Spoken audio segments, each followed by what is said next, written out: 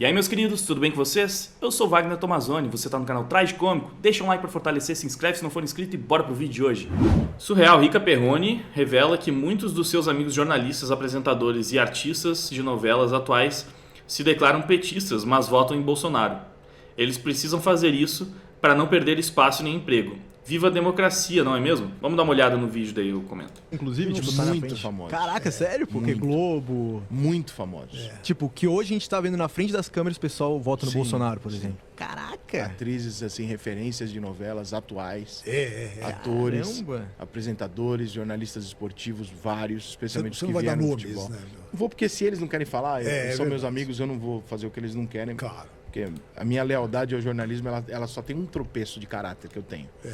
Ó, aqui já cabe uma consideração. Eu tenho um motivo pra acreditar no que o Rica tá falando. Na verdade, tem vários motivos. O primeiro é que isso é uma coisa até bastante óbvia, né? A gente sabe que realmente, quando uma pessoa expõe, manifesta politicamente a sua opinião, sendo ela de direita, essa pessoa é rechaçada, ela é expurgada, né? Eles tentam realmente tirar essa pessoa do grupinho, da beautiful people, das pessoas legais, das pessoas que fazem o L. A gente já viu isso acontecendo várias e várias vezes. Recentemente aí o próprio Cami sofreu um cancelamento muito por conta da posição política dele, porque ele não gostava do Lula e apoiou o Bolsonaro. Então, isso aqui a gente já viu acontecendo. Mas ainda tem o fato de que o Rica Perrone, ele podia ter exposto o Felipe Neto há muito tempo, né? Quando o Felipe Neto tava falando da pandemia lá, tava falando pro pessoal ficar em casa, né? Fica em casa, a economia a gente vê depois, aquela história lá toda de que tem que ficar em casa, não pode sair pra nada, só se for essencial, enquanto ele mesmo saía pra jogar bola toda semana praticamente, sei lá, ou saía periodicamente a jogar bola com os amigos. O Rica Perrone sabia disso. O Rica Perrone tinha imagens disso. Os amigos do Rica jogavam lá no mesmo lugar, viam o Felipe Neto. E ele não expôs realmente. Ele guardou aquilo pra ele durante muito tempo, porque ele falou, né? Ele não tá ali pra expor essas pessoas, né? Ele não vai trair a confiança de uma pessoa que, enfim, seja ela quem for, ele não vai sair expondo as pessoas só porque ele tem essa informação e ele tende a respeitar, mesmo que seja de um desafeto, sei lá, a privacidade da pessoa. Então, aí é uma questão dela com a consciência dela, né? Ficaria por isso. Mas ele acabou depois, né, corroborando com esse fato de que o Felipe Neto jogava bola, porque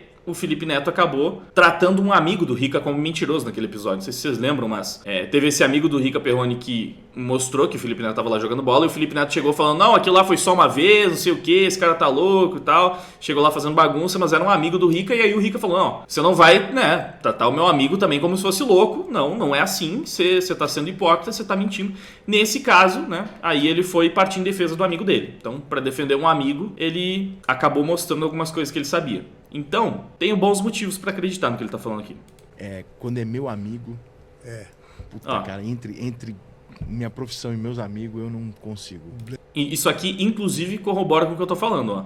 Ele tem isso, né, o lado profissional dele e até o respeito que ele tem com a privacidade alheia, faz com que ele não saia expondo pessoas, mesmo que ele saiba de algumas coisas que essas pessoas não levam ao público. Mas ele deixa isso de lado quando envolvem amigos. Então, para defender os seus amigos, aí ele pode ir contra o que ele tá falando aqui agora, né? E foi basicamente o que a gente viu nesse episódio do Felipe Neto. Legal. Eu defendo meus amigos primeiro. Então eu não vou fazer isso. Se eles quiserem falar, eles falem, entendeu? Mas Porra, se eu pegar meu WhatsApp aqui, pós-entrevista, por exemplo, com o Bolsonaro... Irmão, dá vontade de mandar pra todos eles e falar assim, tá vendo como vocês são frouxos? Porque pela quantidade e o tamanho de vocês, se vocês saem do armário, todo mundo fica à vontade pra sair e falar, peraí, não é errado eu ser de direita. Boa. E aí a gente tem um equilíbrio no jogo, mas há uma opressão do outro lado que não permite isso.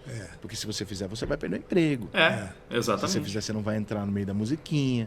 Se você quiser lançar um CD, a Paula Lavigne não vai te ajudar. Na Globo você não...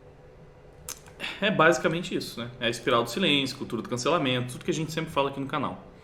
E aí, essa é uma conversa que já rolou tem um tempo, mas mais recentemente teve uma outra conversa aí do Rica que acabou rendendo muito e foi uma dessas pessoas que saiu da Globo e decidiu também sair do armário, por assim dizer, né? Vamos ver aqui, ó. Bomba, ex-jornalista da Globo, confessa que a ordem da emissora era esconder as fraudes sobre pessoas que morreram de diversas doenças, mas no laudo saía Covid. Armaram tudo para culpar o presidente e ficar o dia inteiro mentindo pro povo.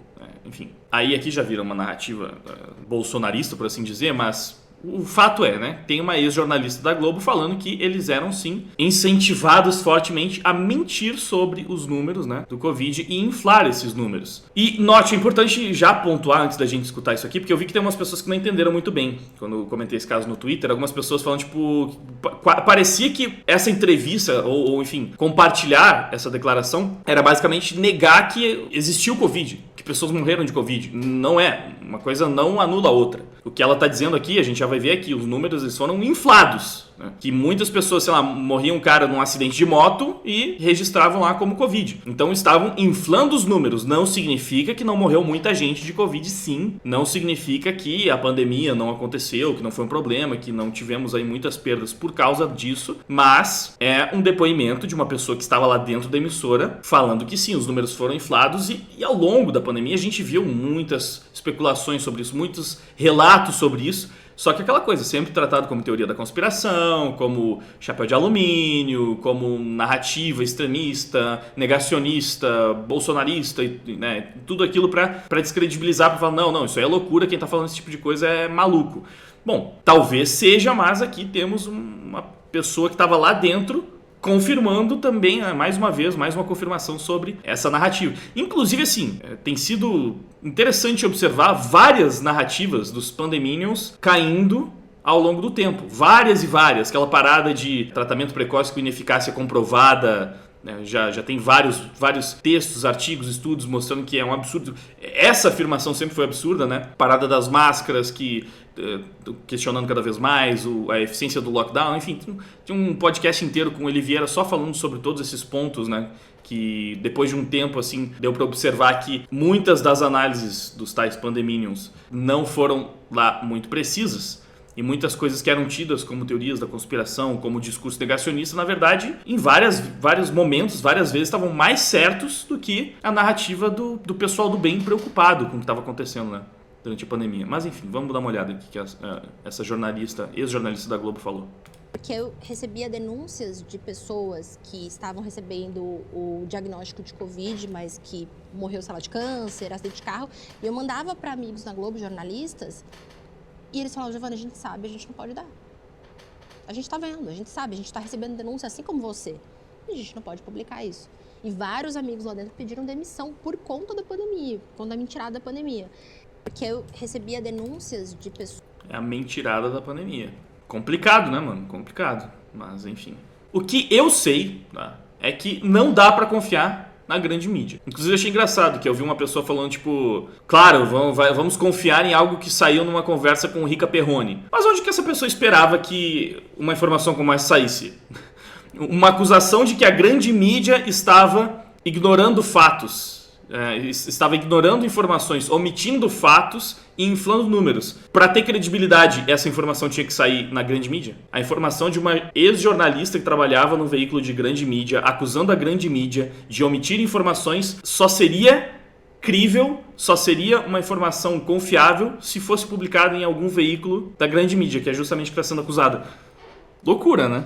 Ó, isso aqui é uma das coisas que o pessoal mais está falando na contestação. Ó, vai falar isso para quem morreu de Covid. Se liga, ceborréio. Mas a questão é, não está sendo negado o fato de que pessoas morreram de Covid, nem está se diminuindo o peso dessas mortes.